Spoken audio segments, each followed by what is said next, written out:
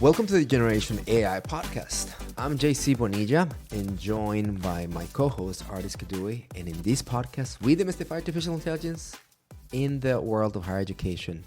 Ardis, how are we doing? Doing great, JC. I'm really excited. At the time that we're recording this, we're about to fly to ASU GSV. By the time this drops, we'll probably be at We're at ASU GSV, the conference in San Diego, and really looking forward to seeing Element is going to have a huge presence there, and really looking forward to seeing a lot of AI, the AI show there, and as well as a lot of folks from Element as well. Ardis is carrying a little bit of hesitation in his voice. Everybody, this man and the product engineering team is unveiling a gigantic milestone for all things AI in higher education. So we're very excited that there's going to be new drops. I don't know if we want to keep it a little quiet here, Ardis, but it's been an incredible amount of work and proud of the work you and the team are doing behind the scenes. So that's why you sound a little tired, I guess. Yeah, exactly. I'm ready. I'm ready to go. Ready to go. Well, Ardis, not only you're basically preparing for a big reveal, but all our peers in AI have done, as usual, incredible drops over the past 2 weeks. We really want to talk about the ones that we think is the biggest one. We're going to spend a lot of time on imaging. But before we get there, specifically the ChatGPT imaging model, we wanted to speak about certain drops. We have about a list of 6 to 10, and they're all incredible. They all deserve a 1 hour show. So in 10 minutes, let's try to pack as many updates that we're excited about so that we can lead our conversation on all things imaging. So from the drops that we have here, Ardis, which one are you the most excited about? So this episode is really exciting because we're kind of doing a catch up in terms of the news, and we're going to try to extrapolate a little bit of what's happening or what are some of the most exciting things that are happening in the AI. But we'll focus the bulk of the episode. We're going to focus on ChatGPT image generation model that they dropped. I think it's been about 7 days or so right now that has dropped, and it's kind of taken the internet by storm. It is one of the most, I would say, ChatGPT moments or GPT-3 moments when ChatGPT got announced to the world. It feels that way as well with this new model, with this new image generation that folks are doing a lot of things. So we'll leave that for the main episode or the main part of the episode, the bulk of the episode, what that means and what it is. But we also wanted to kind of spend about a few minutes to talk about the different advances that have happened over the past couple of weeks that we haven't been able to kind of talk about. One of the big ones, it's for me at least, is, well, there's a lot of them, but we're gonna go in order here. If we're gonna talk about model drops at the same time that image generation dropped, Gemini 2.5 from Google also dropped, and it is Google's Gemini 2.5 Pro Advanced. It is one of the most, I would say, the most advanced model right now. It is a reasoning and thinking model. It's actually broken all of the records in terms of the chatbot arena, like how great it is, what the reasoning capabilities are. 1 million tokens as the context window, so really, really large. It's really, really, really good at coding, so amazing at coding. And this is perhaps one of the kind of crown achievements of Google so far in terms of the models that he has put out there. So that's really exciting. And folks that are trying it as part of coding, as part of kind of building applications, as part of their reasoning, they are receiving amazing results as part of this model so far. So that's what's exciting. But obviously it was overshadowed by Exactly. By what we're going to be talking about. exactly. Artists, for me, outside the model drops, kind of model frontier, and I agree that Google's crown jewel probably right now is Gemini 2.5. But I thought that Anthropic did something really interesting with their drop of model context protocol, MCP. Someone who comes from engineering, interoperability, and kind of this standardization of requirements, it's big. So for me, this is the moment VHS, Betamax, I don't know, whatever, CD ROMs, like all that type of different ways in which you consume media, and all of a sudden, like, Blu-ray or something like that comes, it's like, I'm going to start producing that way. That's that parallel, right? MCP it would allow an AI model or developer to basically do a bit of plug them into real-time data, APIs, external tools in a more systematic way. One of the things that I find MCP to be excited about is that it could provide simplified integration framework for us vendors, for producers and innovators in AI that allows our AI to be, interoperable as a workflow engine. So I was excited about that, and it was probably one of the fun things that Anthropic did in the past 2 weeks as well. Yeah, this is so. I mean, if you're not technical, like this is gets a little bit more technical. But if I think about this is a new standard. So Anthropic published this standard called the Model Context Protocol, or short for MCP.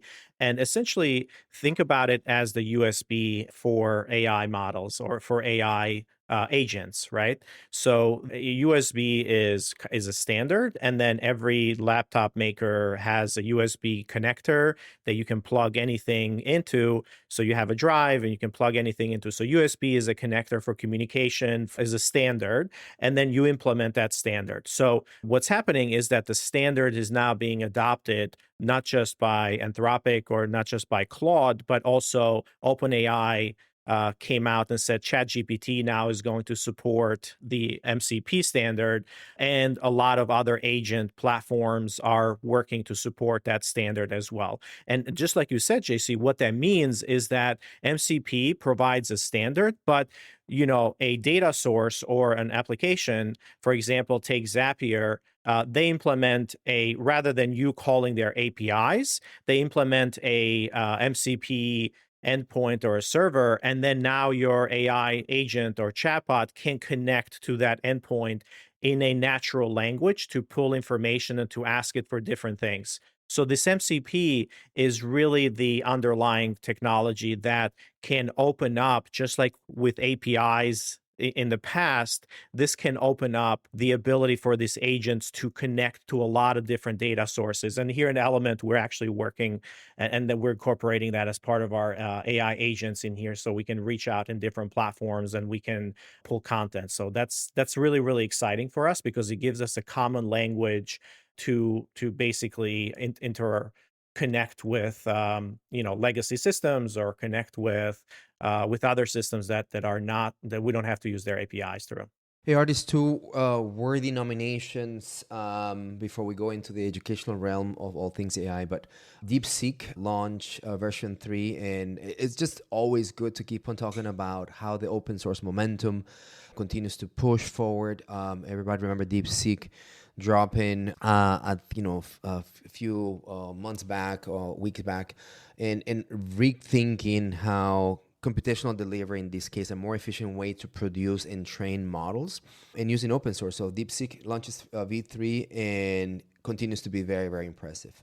The other thing I wanted to mention and kind of group them and let you react, it's really important to mention this whole thing of vibe coding. I'm excited that Andrej Karpathy introduced it. Andrej Karpathy is from Eureka Labs, big AI figure. But this idea of using voice or the outcome as coding, in other words, natural language processing is the new keyboard. And it's being mentioned so much across professionals, like vibe coding. And now you have leaders and many CEOs like you, Ardis, come in and say training or coding may not be required anymore. So it's a really interesting conversation starter about coding not dying per se, but the way how coding is generated, the iterative process of how software assets can be produced. So anything on these two, Artists? I'm not sure how we connected the vibe coding with the open source They, models, they, but they don't connect. They just basically worthy mentions. Yeah. I want to kind of provide a little more context around the open source models and kind of the progression there, which is really, really important. So what we've seen recently is the kind of this advancement of open source models, open weights. Actually, it's not necessarily open source; they're open weights. So this, you can use it on your own. You can also use it kind of in devices. Google has made a big push with it. They introduced Gemma 3, which is their small models.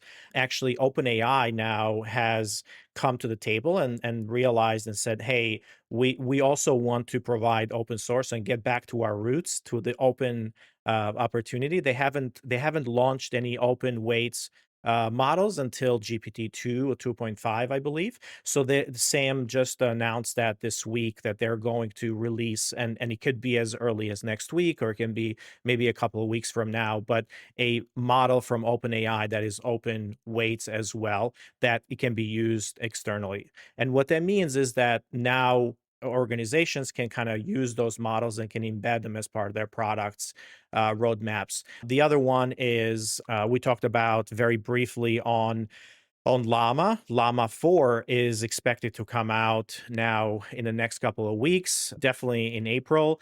And Llama 4 kind of pushes the frontier even more on the open weights with multimodal, very large context windows from what we know. And that again, so pushes the thing forward. So what we're seeing, JC, is a kind of progression or a fast development on the capabilities of models to be smarter, to be multimodal, to produce to be able to produce code that is amazing, and tying that back to your vibe coding tools that are give you You the tied it, ability huh? for.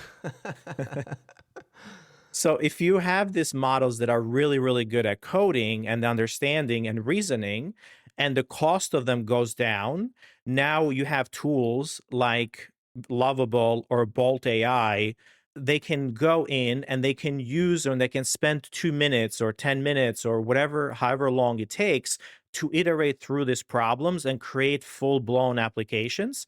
And that's where kind of the vibe coding becomes really possible, because the models are getting cheaper. The smarts are getting really high. And now you no longer need to provide context that is very structured, or instructions that are very structured, or prompting. You can just, by vibing, you can kind of build stuff, because the models are smart enough, and these agents are smart enough to kind of do that work and produce that work for you. So that's kind of where the vibe coding, of course, a lot of folks now, we're moving into vibe marketing because of the new model that we're going to talk about today, or vibe, designing, or whatever you want to call it. But this idea of you're interacting with the agents or with your chatbots, and you're producing something that is pretty complete, but it's all through kind of this communication back and forth. Oh, I like this, I don't like that, not very structured.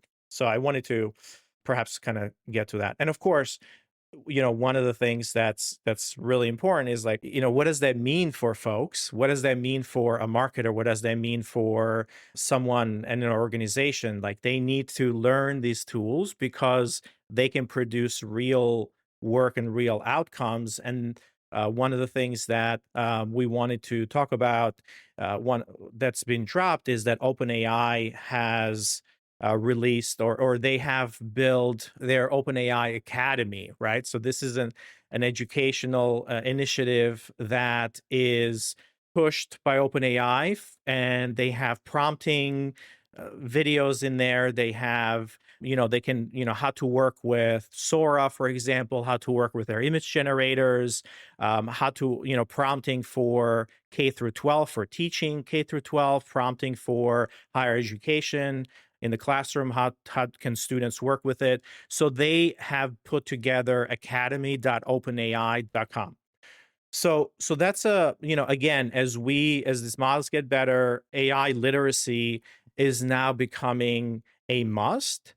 And you're seeing more and more of these labs producing educational content that is really important. It's really important to everybody in any organization or in higher education. So now we have so much content out there, and this is a good one. One of the leaders from Coursera, the VP of product from Coursera, moved, and they're the ones leading this initiative at OpenAI. So they have the know-how of how to do courses and how to kind of build a learning platform.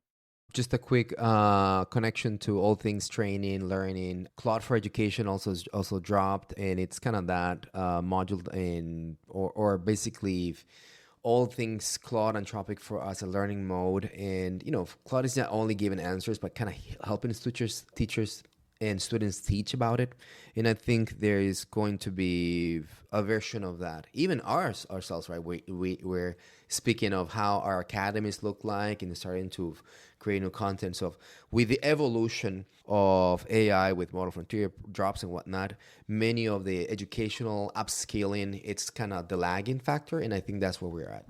Yeah, so Claude for Education is a good one. Before you get there, so that's an interesting one because if you think about perhaps this is a really big one for higher education. You have OpenAI for education, but what Claude is doing is taking a little bit of a different approach where now it's meant to be given to students, and rather than providing answers, they're baking in this idea that it needs to be more of a follow Socratic method where it tells the student how to learn, right? It teaches them how to learn and it kind of guides them through. So Claude isn't just giving answers, really it's teaching students how to think.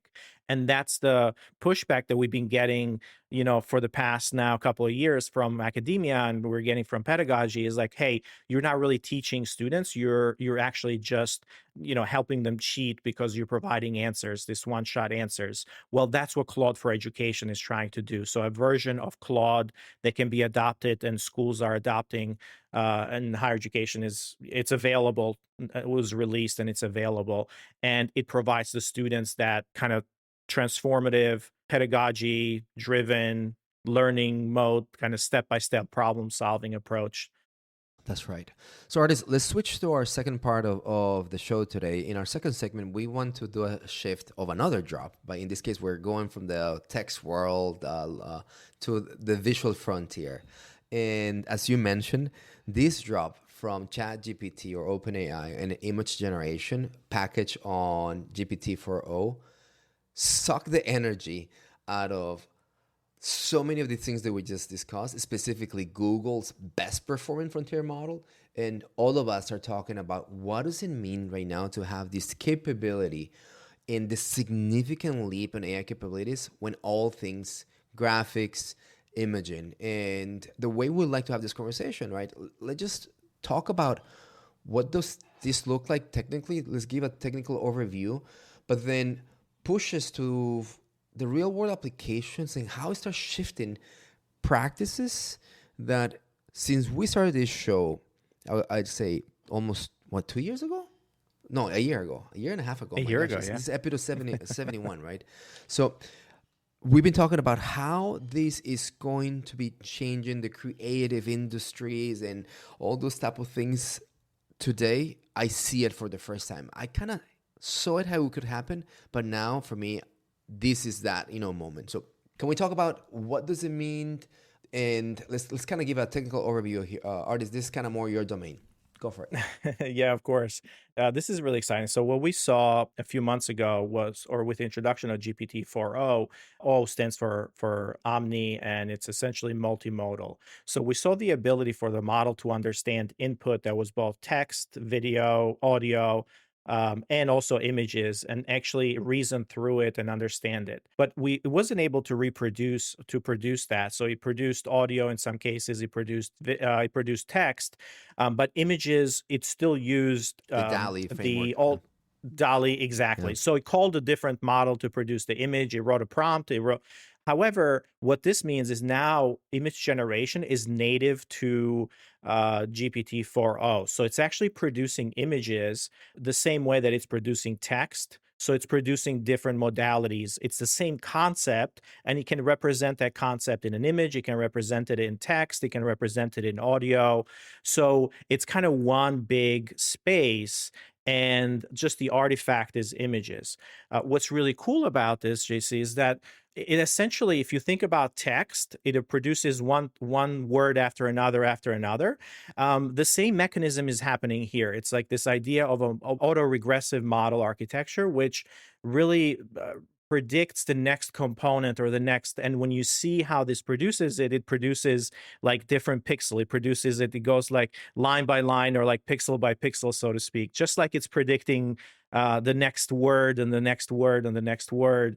It understands that. One of the things that we're learning right now from these models is they it's not very simple, right? They actually have the concept of the end goal in mind, and that's how things are being produced. So it's not like it's just random word or pixel after pixel, but it has concepts, it produces that, and then that's kind of the architecture, which it's amazing because the concept, like, you no longer are kind of subject to this diffusion models that we had before, right? It's now, it keeps that in mind, and it treats every pixel as part of the larger context that it understands. So then it can make modifications, small modifications to specific areas of the image. It can change the style. It can be very photorealistic. It can be very cartoonish. So that's kind of the ability for this new thing, new ability. So it's not just generating it at one shot. And to give everybody a bit of a picture of what this looks like outside the technical domain, if you did image generation before, you probably experienced the following. You send the prompt. What's happening behind the scenes, probably in OpenAI, it was sending it to another, it was using a service to go to DALI and comes back. And every time you prompt it, you got a different image. So it was very difficult and in a way frustrating because there was no replicability and it felt like I cannot build from it. So now with these new models, it's more of a sketch. So what does that mean? My eyes were not perfect. So let me go back and fix the sketch and make your eyes thicker, or like the line. Like think about the creative process of a sketch and becoming a masterpiece. That's basically what is happening here. Mathematically speaking, is this idea that what you have is a model that allows you to remember the prior state to come and start building on the next one. And that improvement allows you to do photorealism, style adaptation, remove these things from the visual, and that type of really detailed prompting. Yeah. JC, if you the way that I've thought about this is, and then maybe the audience can kind of connect with it as well. Like, we're pretty used to text and having the Exactly. model produce a piece of text, and then we can kind of continue the conversation and say, okay, can you just add this now to this text? Can you make it friendlier? Can you make it this? Can you change the first paragraph to do this? Well, it's the same exact thing for images as well, because the images, remember, it's just a representation of like pixels and kind of this digital representation underneath that the model really understands the connection between all of those things together and the concept. So it keeps everything. And so if you're thinking it's like, well, what can I do? It's the same exact thing. Anything that you can do with the text in order to modify and to prompt it to change the first paragraph, change the last paragraph, change the style. Now, can you, here's another paragraph, or here's another piece of text. Can you combine them together? Can you take the style from this one and add it to this one? You can do all of those pieces now with images as well, right? And it's really good at representing text as text information in there, whereas before, text information was sometimes like words and things like that were really, really bad. Now you're able to represent and to have those in the images. Text is really, really good in images now. There's this aspect of incremental creative gains, and before we didn't have that. So when, to your example, I have a graphic and now, I don't know, make it smoother, whatever that means, you're speaking to it, it would totally give you a smooth graph or a visual, but it's different, right? Different to where you start from. So that incremental buildup is super important. Ardis, the fascination with Studio Ghibli here. What's up with that? So a lot of the showcases, it's let me do this, but then because now you have kind of this creative build-up, and I can showcase a picture and create a whole comedy or comics. But the Studio Ghibli affinity to showcase it that way, it's been so interesting. So a lot of the practitioners just bringing Japanese vibes on and the showcases. Yeah, yeah. Studio Ghibli is it's obviously it's a studio and anime studio, and they have their own unique style of representation. Their images look very unique, right? In terms of, like, you understand what they are. So you can ask the model to kind of transform the style of any image or any photo and kind of convert you into a Studio Ghibli version of that style or of their photo, which is incredible because essentially what ended up happening in the internet, if you've been living under a rock, maybe you haven't seen it, but it's everywhere. It's in all the social channels, social media. Folks have changed their images, but Studio Ghibli was kind of that meme that kind of caught fire, and essentially the OpenAI servers and GPUs were on fire, so to speak, because everybody was trying to represent their images in the Studio Ghibli version. So, hey, I'm really, really excited. I'm really happy that that's the meme that kind of caught fire because it's kind of friendly. It's nice, cute. Artist, can I give you an example of how these technical details kind of unfold? And this is going to be what I want everybody to understand is how, in my case, I did a process of embedding language and imagery, right? So my first prompt or request is, this is me, right? JC Bonilla. So give me a graphic of me. By the way, it didn't get it right, but the details of this persona, it embeds some Latin features and whatnot. It gave me hair and beard, but it gave me the glasses and whatnot. So what I want to understand is, now this is me. I hope it remembers it. So because now I'm gonna bring this new me into a context that it's searchable and it's indexable. So our show, Generation AI, and I didn't say who Ardis was. So it creates a meme, very interesting. And then I said, now put JC Bonilla with Ardis Kadiu in the Generation AI podcast using a Rogan style podcast studio vibe. And it generates that. It remembered the me, like pixel by pixel. And then it puts you, Ardis, as the bald man. I don't know why. So we have a bald man and someone with beard. So if anything, my attributes in this visual belong more to you and the lack of her.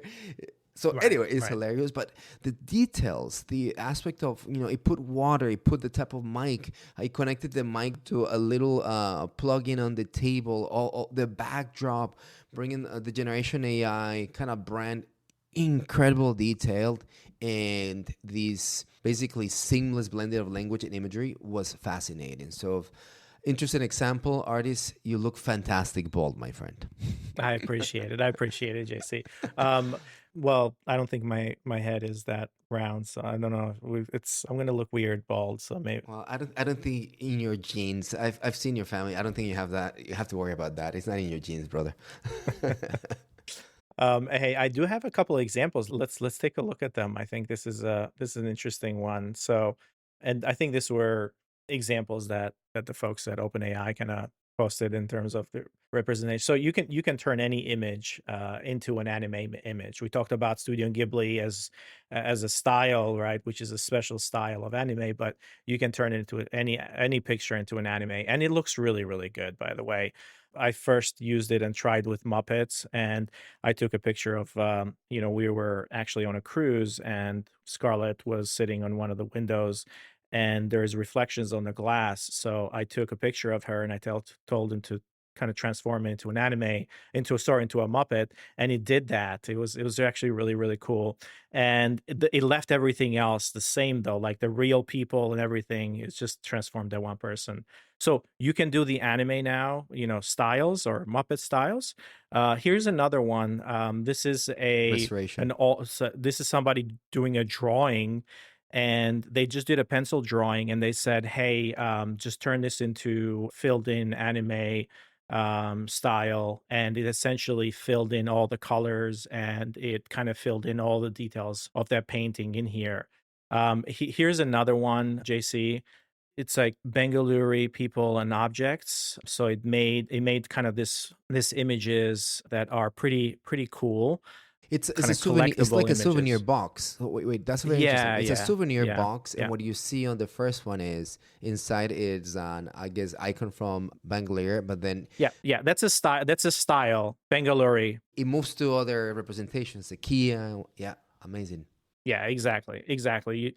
And then here's another one where it actually, if something is out of focus, it sharpened the photo and made it, Crisp. Yeah. really, really crisp. Yeah, so the photo is actually blurry and out of focus completely, and it kind of changed that. Here's another one. This is actually one of my favorites.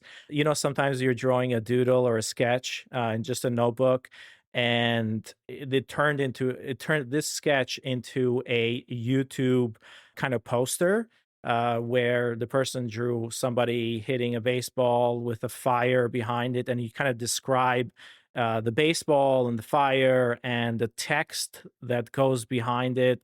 You can describe trees and things like that just by writing it.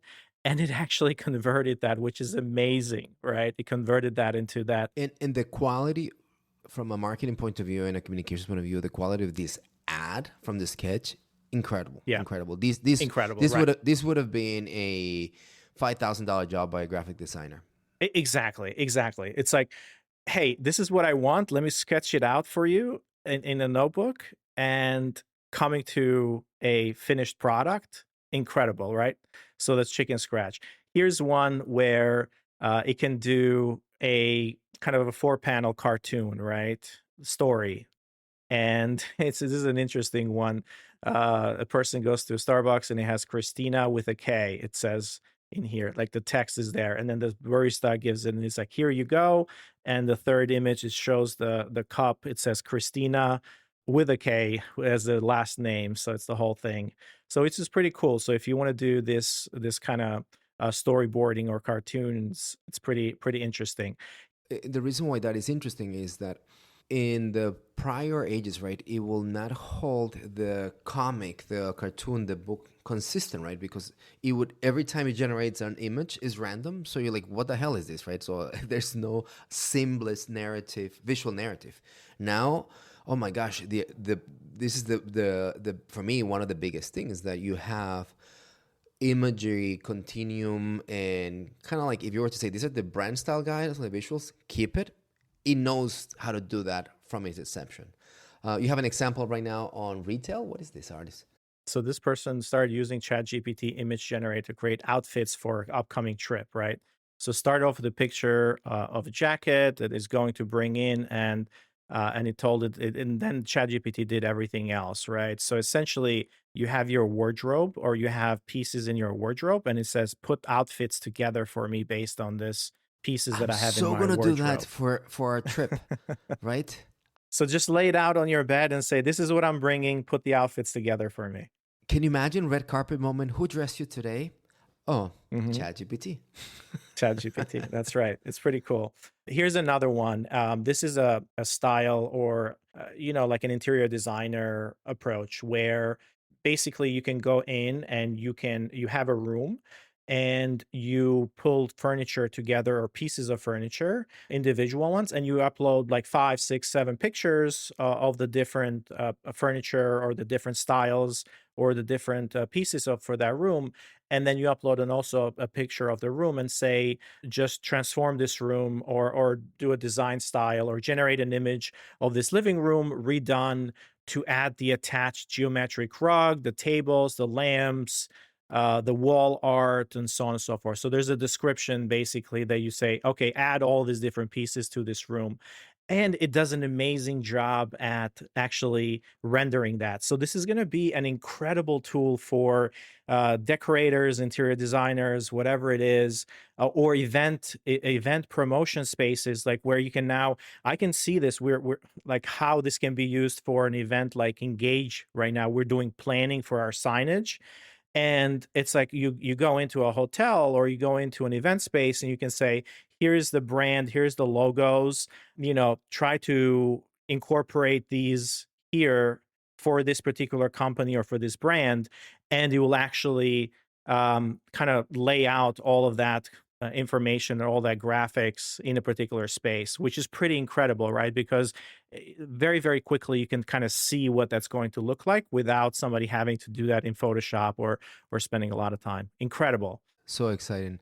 The last one here is like, just asking if you have a like a whole bunch of images, or if it kind of ask ChatGPT to turn kind of a trip pictures into kind of a sketchbook journal. And if you do that, then that's the last example here, that it does a really, really good job of kind of transforming that into a journal as well. Awesome. We should try to link these visuals on our show notes so you all can benefit because they're super exciting. So, artists, no doubt that understanding the technology is just the beginning, and that's kind of how we've been talking about here. But these capabilities, and with the demo that you just did or the visuals that you just show, right, we're starting to see how they apply to different fields. Very clearly, there's a play here for education, right? Think about the way to for teachers, instructors to start customizing visual aids and bring this variability of hyper personalization that AI already brought. But now I can apply it. Marketing, personalization in higher education. Exactly. But or think about the complex aspect of how do I explain to a 4-year old quantum computing, right? And then like this require dynamic illustrations and different learning styles. It could be very uplifting. Or I've been struggling with my kids in mathematical pedagogy today because they use math with blocks. I find that very interesting. So there's this understanding that Singaporean math and graphical way of learning. So it's all this is now available. You just show us the whole marketing advertisement potential here. We know that marketers can prototype, and from prototype to actual campaign, it's millions of dollars. From prototype to actual ad, weeks, right? Yeah. Yeah. You just show us an example where that content goes into production mode, hitting demographics, trends, responsiveness, all the good pillars of marketing in seconds. That's just basically incredible. Which is the second derivative of this, in my opinion, is entertainment media, right? Storyboarding. I mean, how many times have you seen a storyboard and a concept, right? And then it's crude, it's exciting, but then it leaves the user with how it would be personalized. All of a sudden, that creative experimentation can be used, but it goes into the final product immediately, right? You're talking about agency storyboarding, or even kind of media production storyboarding, even kind of a sequence of an event, or things like that. Like All that's that, that's yeah. incredible. So you can do storyboarding. And Yep. as you mentioned, right? So if I would like to put, I don't know, this signage on an elevator. We had this conversation this week at work. So how does it look like, and how does it work with the 50 other design components, and how is it? I'm gonna do how is it compliant with our guests with disabilities, right? How would I see it through the lens? I have a little bit of color blindness. How would I see it through my lens? Just think about the creative experimentation and how this goes. The part that I did not see until you showed me that one is the idea of product design. I mean, just my neighbor upstairs, she's a clothing expert, and always when I go pick up my daughter from their play dates, it's so interesting to see her desk artist. No longer that creative mess of like the bulletin board with the sketches and the little fabric like this is an incredible generation automation or acceleration of prototyping and product design. I'm so excited about that. So, artists, what about you? How do you see this impacting and where kind of the work, and where do you see this going? Yeah.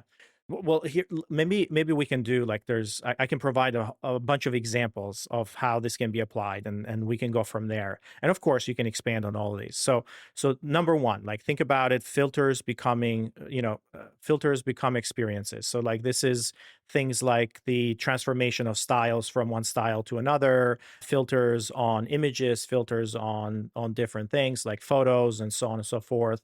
And this is something that's really exciting. The second one, it's like memes become really easy and better too. You really can make memes out of anything right now, and they can carry a story. So it's a way of communicating information, and memes become really interesting. Books and visual storytelling, I don't know, man. Like illustration is really hard for books, kids' books, anything like that. Even slides and presentations. So I'm going to group those two together. It's like books and visual storytelling coming down with children's books, storyboarding, creative kind of iteration. You can kind of see how they can be put together really easy. And then when you go down to slides and the presentations, because the model is really good at understanding those concepts, it can produce better placeholder images, or conceptualize images a lot better for slides and presentations. I'm actually producing a lot of that right now, so that's near dear to my heart. You mentioned placeholder, like you mentioned, like your product designers, like placeholder images for web and apps. as well. This one is really interesting because in higher education, we use a lot of kind of stock photography as well. Well, guess what? You don't have to use that stock photography, or you can use that stock photography, but you can give it the logo and the colors of your school, and you can say, incorporate the logo and the colors in this image, my school image, and it seems like it's your students in there in that stock photography. So it completely changes how you can adopt and personalize stock photography now to become, unique to your own institution. Movies or remix mediums, it's like this is an area where, again, kind of taking scenes from different famous movies. I've seen this happen over and over again. It's become really, really interesting, where those scenes can be transformed now into different styles, right? You can take a movie like Space Odyssey and then transform it into a Muppet, into a Muppet kind of frame or things like that. Ads now become really possible at scale. I So you can can talk about that personalize forever. Yeah. ads at scales. Huge. This is huge, man. This is like incredible. Synthetic So, audiences against synthetic ads. I haven't even, and then right. the 3,000 variations of an ad. And it's just an incredible possibility here. Exactly. Because the text can also be in there. Yeah, that can be a whole show. What we're gonna do, JC, is maybe in a different show we can do, or we do a LinkedIn Live where we actually showcase this, like the styles and how we do the essentially like the brand style guide and how do you transform that into ads and how they can all work together. We talked about social networking, content creation. Like that's now you don't have to. Not everybody has to use the same stock stuff over and over in here. Again, the biggest part here is now the creative mind, the creatives can finish work. So AI becomes really a creative. It helps the creatives, right? So if you're a creative now, you can do a lot more. You can produce work a lot faster. And really GPT-4 image generation really doesn't just make these pictures better. It really changes how we can now tell those stories through visuals. I can put market ideas together, build apps, remix culture, and it's really just getting started, man. I mean, I don't know how you feel about it, but this is incredible. And artists, maybe that's the way I would link it to education and where this is going. And I like to put it this way: this idea of at a scale and whatnot comes to learning at scale. As an academic or someone who has been educating people, I know the concepts, but sometimes I lack the creative companion in my brain that allows me to land these for someone who is a non-native speaker or comes from this, or they have disabilities, or I just need basically the punchline to drive inference and statistical terms and whatnot. So educators, researchers, now we have the potential to bring this type of style and unlock learning that it's contextual to the audience and styles and segmentation, and it's just very, very, very interesting. So I'm excited to see how this removes the creative bottleneck on education, because I can prompt with knowledge and get modern, very, very modern, creative variation on learning. So and I think that's what learning at scale could start to look like. Fast, cheap, and of course at scale. I couldn't agree more.